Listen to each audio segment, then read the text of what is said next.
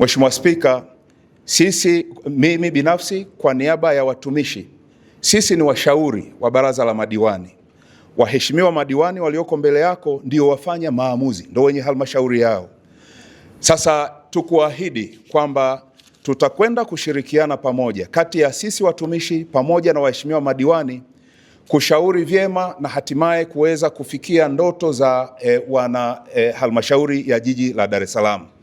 Tunayo miradi mikubwa ambayo inaendelea, lakini tulikuwa na miradi mingi ambayo tayari imeshakamilika. Sasa tumejipanga vyema kwa mwaka wa fedha ambao tunauanza kwa maana ya 26-27 kwenda kufanya makubwa zaidi. Nyuso za waheshimiwa madiwani hawa ni nyuso zenye ari na kiu ya kuhakikisha tunafanikiwa kwa kiasi kikubwa.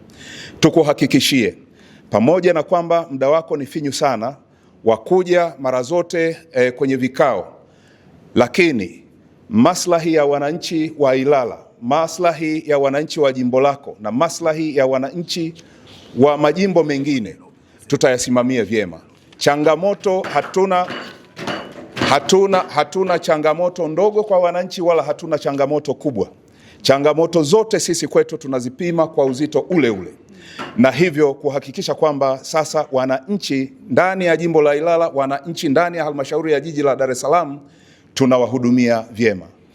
Mheshimiwa Spika, kwa kumalizia, nichukue nafasi hii kukushukuru kwa kunipa nafasi kusimama mbele yako kusema haya machache.